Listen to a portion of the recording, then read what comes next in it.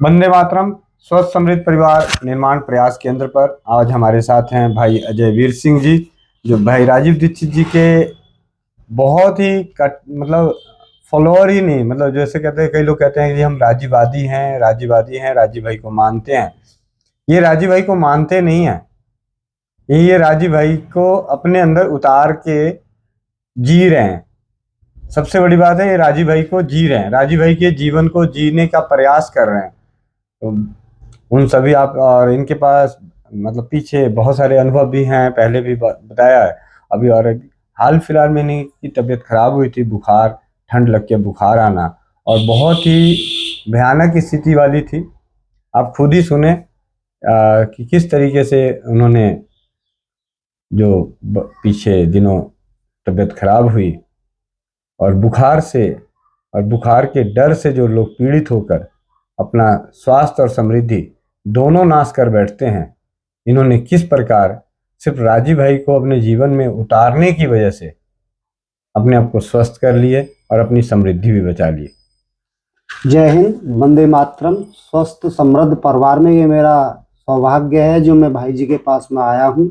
मैंने राजीव दीक्षित जी को 2019 में सुना था, तब से मैं उनका कट्टर समर्थक हूँ और बहुत ही उनके एक एक बताए हुए कार्य को और मार्ग को मैं अपने ऊपर प्रयोग करके रखता हूँ। मैंने अपनी कई बीमारियों को ठीक कर लिया, जैसे कि मेरी थी स्पॉन्डिलोलाइसिस की बीमारी थी, L4 L5 पे गैप था, मैंने उसको चूने से ठीक किया। मेरे फूड पाइप में छाले पड़ गए थे, आंतों में छाले पड़ गए थे, लीवर बहुत खराब था, मैंने जीरे के पानी से उससे मैंने प्रयोग किया और अपने ऊपर ही किया, मैंने ठीक कर लिया। नीम गिलोय का नेम मैंने काढ़ा लिया। 3 महीने से फालतू में किसी भी चीज को इनके बताए हुए तरीके से फालतू लेता नहीं हूँ। 20 दिन 25 दिन के लिए फिर छोड़ देता हूँ, फिर पुनः ले लेता हूँ।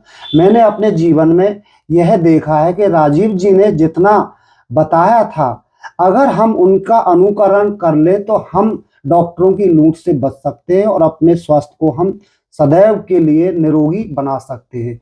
अभी पिछले दिनों में मुझे बुखार आया था, और बुखार इतना भयानक चल रहा था कि मैं तप रहा बुरी तरह से। राजीव जी का एक व्याख्यान मेरे दिमाग में था, मैंने कहा कि मैं अपने ऊपर ही प्रयोग करूंगा। तुलसी श्यामा तुलसी के पत्तों का रस, अदरक का रस, ये और उसमें एक लवंग भून करके, और इनको थोड़ा मैंने गर्म किया। 3 दफे बराबर मात्र 1 चम्मच इन दोनों का रस और 1 ही चम्मच शहद। शहद को मैंने जब इनका हल्का सा रस को गुनगुना कर लिया तब मिलाया। आप यकीन नहीं मानोगे, मैं तड़फा तो बहुत था बुखार में, पर 3 दिन के अंदर ही मैं स्वस्थ हो गया। और मेरे बच्चे, मेरी फैमिली बोले कि आप एमएच में चले जाइए, मेरठ में आप जाओ डॉक्टर को दिखा लो। मैं बोले नहीं जाऊंगा तो जाऊंगा नहीं, पर 3 दिन के अंदर मैंने जो करिश्मा अपने ऊपर देखा, मैं चौथे दिन पुनः ठीक हो गया। फिर भाई जी को मैंने जब 3 दिन तो मैंने लिया अदरक का रस और श्यामा तुलसी के पत्ते का रस, ये 1 चम्मच, और इसमें ही 1 चम्मच मैंने शहद लिया, सुबह दोपहर शाम 3 दिन।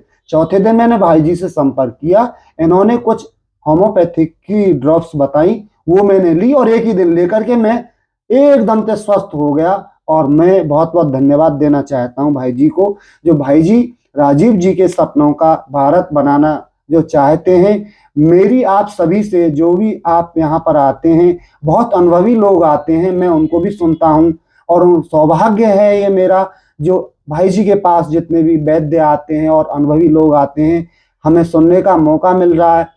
मैं यही कहना चाहता हूँ कि भाई राजीव जी के बताए हुए मार्ग को अगर हम अपना लें अपने जीवन में, तो डॉक्टरों की लूट से हम बच सकते हैं और अपने स्वास्थ्य को निरोग रख सकते हैं।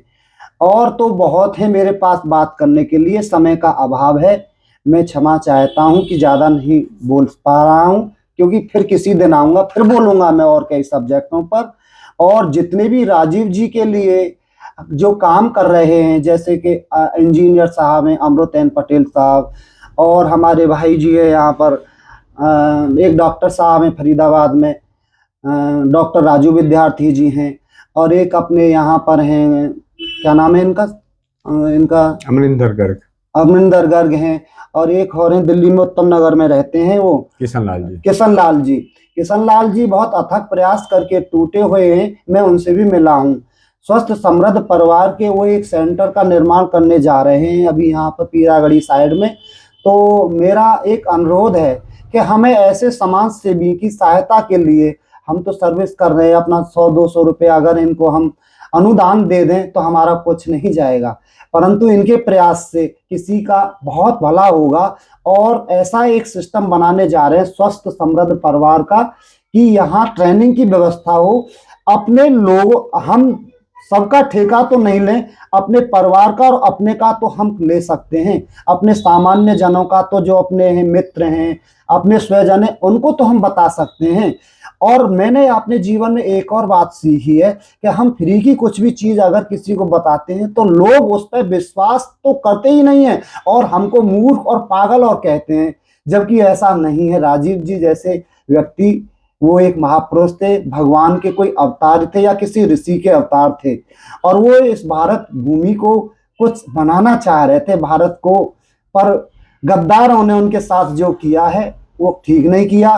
परंतु हमें खुशी है कि गद्दार तो वही हैं, परंतु राजीव जी आज अमर हैं, उनके विचार अमर हैं, और एक ना एक दिन उनके सपनों का भारत बनेगा और भारत सोने का शेर होगा।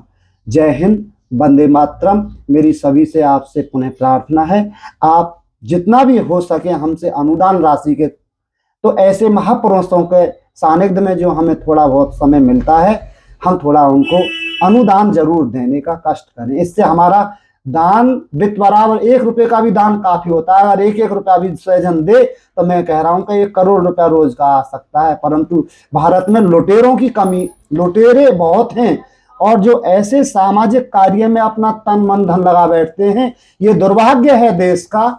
और ऐसा बड़ा दुर्भाग्य है कि ऐसे सामान्य साधारण असाधारण पुरुष को हम जान नहीं पाते। जानने के बाद जब वो हमसे दूर चले जाते हैं तब उनकी क्षति को हम भुला नहीं पाते हैं।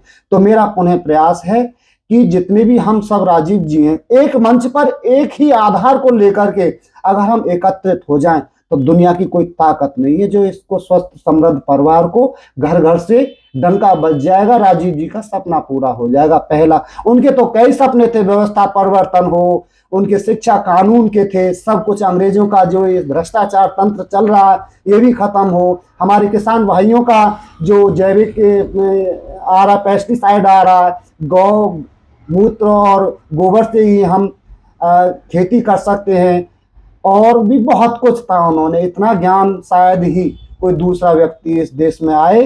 परंतु अब अनेकों राजीव दीक्षित हैं इस देश में, एक नहीं है, वो तो एक थे, अब हजारों हैं। पुनः फिर मैं और कुछ बोलूंगा, आज तो नहीं बोल पा रहा हूँ, समय का अभाव है। मेरी कोई गलत, अगर आप सब में से किसी को कोई मेरे बोले हुए शब्द का कोई हृदय में लेता है तो उसके लिए आप मुझे क्षमा करें। फिर भी मैं आप सभी से एक बात जरूर कहना चाहता हूं कि राजीव जी के स्वास्थ्य कथाओं को सुने, उनके व्याख्यानों को सुने तो भारत सोने का शेर बन जाएगा। हम अपने आपे को बदल सकते हैं, दुनिया को नहीं बदल सकते। हम बदलेंगे, जग बदलेगा, हम नहीं बदलेंगे, कोई नहीं बदलेगा। यह मेरा एक मानना है, किसी महापुरुष का वचन है ये, मैं अनुसरण जरूर करता हूं, अपने ऊपर देख रहा हूं मैं राजीव जी के एक एक बताए हुए बात को। तो बहुत बहुत धन्यवाद। मेरा सौभाग्य है, कुछ समय के लिए मैंने भाई जी के पास में आया हूं, और ये सौभाग्य ही नहीं महासौभाग्य है। वंदे मातरम, जय हिंद जी। वंदे मातरम आप सभी को। और स्वस्थ समृद्ध परिवार निर्माण के प्रयास में आप सभी अपने अनुभवों को जरूर शेयर करें, अपने बड़े बुजुर्गों का सम्मान करें। बड़े बुजुर्ग जो बच रहे हैं अभी हमारे समाज में, उनके नज़दीक जाकर, उनके पास जाकर पुरानी परंपराओं को, पुराने ज्ञानों को इकट्ठा करें, क्योंकि हर अनुभव, हर चीज़ किताबों में लिखी नहीं मिलती। क्योंकि आज हमारे भारत में या अपने परिवारों में ही अगर बात करें तो हमारे परिवारों में हजारों बड़े बुजुर्ग रहे, सैकड़ों बड़े बुजुर्ग रहे, लेकिन क्या हमने सैकड़ों के अनुभवों से कुछ उनका कहीं लिखा हुआ मिलेगा? नहीं मिलेगा।